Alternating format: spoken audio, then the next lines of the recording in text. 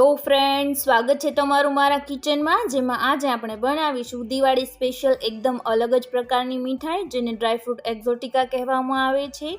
આ મીઠાઈ ટેસ્ટમાં બહુ જ સરસ બને છે અને એ પણ ખૂબ ઓછા સમયમાં ઝટપટ અને સરળતાથી બની જાય છે.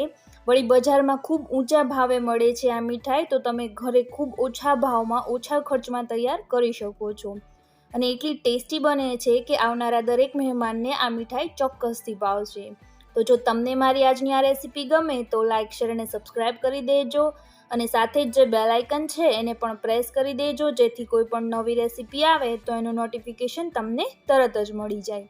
તો આપણે રેસીપીને શરૂ કરીએ.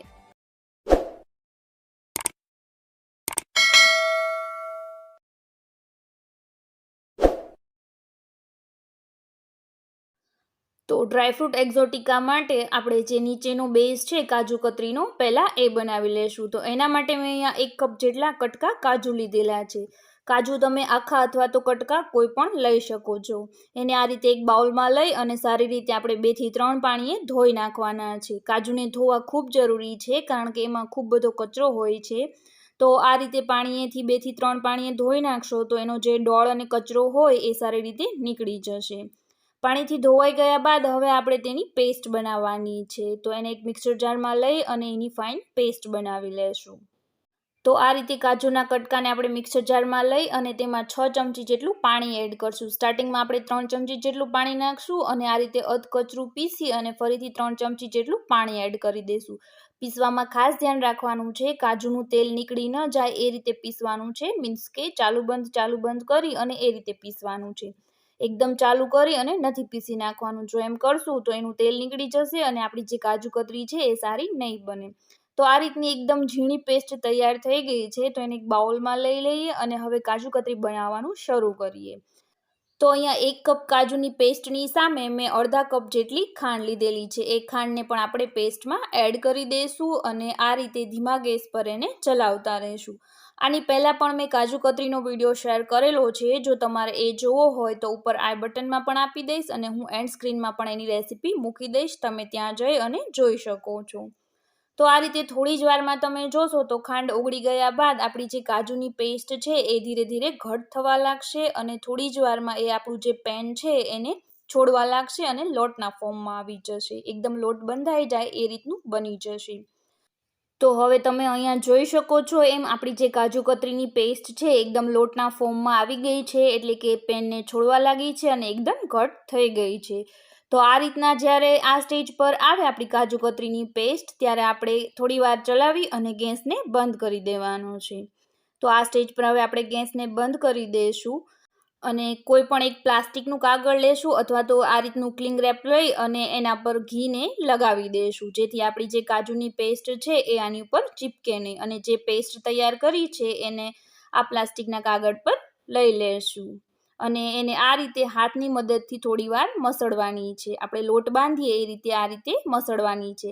આ રીતે પ્લાસ્ટિક કે કાગળની મદદથી કરશો તો તમે દાઝશો નહીં. અને આ રીતે જ્યારે એકદમ લોટના ફોર્મમાં આવી જાય ત્યારે હવે આપણે તેને એક કેક ટીનમાં સ્પ્રેડ કરી લેશું. આ રીતે હાથ અથવા તો સ્પેચ્યુલાની મદદથી ચારે બાજુ એને ફેલાવી લેવાની છે.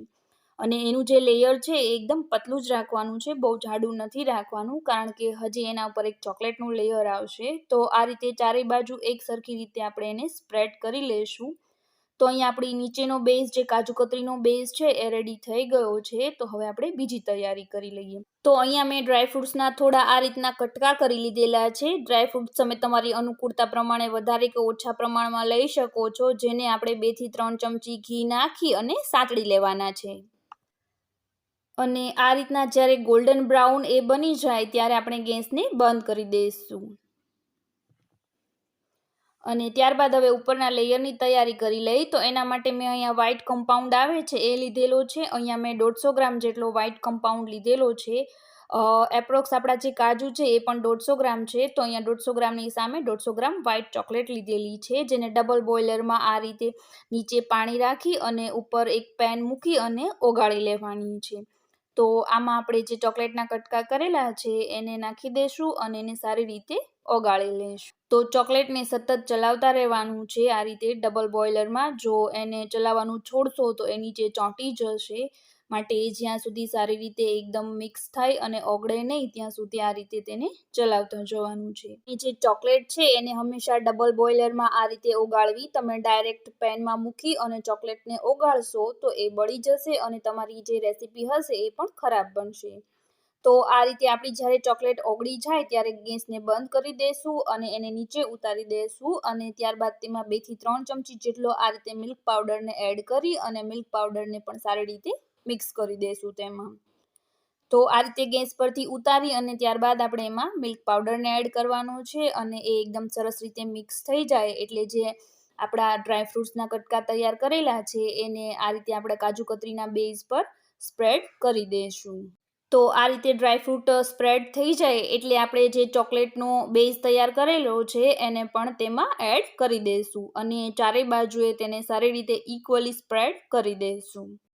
તો આ રીતે બધી જ ચોકલેટ જે ઓગાળેલી છે એને નાખી અને ચારેય બાજુએ ઇક્વલી આ રીતે સ્પ્રેડ કરી દેવાનું છે, જેથી આપણા જે બંને લેયર છે એ એક સરખા ઇક્વલી બને અને આ રીતે 1 થી 2 વાર પછાડી દઈશું જેથી ચોકલેટમાં જે એર બબલ હોય એ પણ નીકળી જાય. તો એને અડધી કલાક માટે ફ્રીઝમાં સેટ થવા માટે રાખી દઈશું. તો અહીંયા ફ્રીઝમાં સારી રીતે એ સેટ થઈ ગઈ છે. એક વાતનું ધ્યાન રાખજો, એને ફ્રીઝરમાં નથી મૂકવાની, ફક્ત ફ્રીઝમાં સેટ થવા માટે રાખવાની છે. તો હવે એ સારી રીતે સેટ થઈ ગઈ છે તો આપણે તેના પીસ કરી લઈએ. તો પીસ તમે તમારી અનુકૂળતા પ્રમાણે કોઈ પણ શેપમાં આપી શકો છો. અહીંયા હું ચોરસ શેપમાં એને કટ કરી લઈશ. તો હવે આપણી જે ડ્રાયફ્રૂટ એક્ઝોટિકા છે એ રેડી થઈ ગઈ છે. ચોકલેટ અને કાજુ કતરીનું આ બંનેનું કોમ્બિનેશન બહુ જ સરસ લાગે છે. તમે એકવાર ચોક્કસથી ટ્રાય કરજો. આ મીઠાઈ એવી છે જે દરેક વ્યક્તિને ભાવશે અને ખૂબ જ અલગ લાગશે. વળી બજારમાં ખૂબ જ ઊંચા ભાવે આ મીઠાઈ મળે છે, તો ઘરે તમે અડધી પ્રાઇઝમાં એને તૈયાર કરી શકો છો. તો આ દિવાળીએ તમે આ મીઠાઈને ચોક્કસથી ટ્રાય કરજો. બહુ જ સરસ બને છે. તમારા ઘરના લોકોને અને આવનારા મહેમાન દરેક વ્યક્તિને આ મીઠાઈ ચોક્કસથી ભાવશે. તો અહીંયા તમે જોઈ શકો છો કે એ દેખાવમાં પણ એટલી જ અટ્રેક્ટિવ લાગે છે જેવી એ સ્વાદમાં છે. તો તમે આ રેસીપીને ચોક્કસથી ટ્રાય કરજો અને તમારી આ રેસીપી કેવી બની છે એ પણ મારી સાથે કોમેન્ટ સેક્શનમાં જરૂરથી શેર કરજો. અને સાથે જ તમને મારી જો રેસીપી ગમે તો એ લાઇક કરી દેજો અને સાથે જ સબસ્ક્રાઈબ કરવાનું પણ નહીં ભૂલતા. અને જે બેલ આઇકન છે એને પણ પ્રેસ કરી દેજો જેથી કોઈ પણ નવી રેસીપી આવે તો એનું નોટિફિકેશન તમને તરત જ મળી જાય.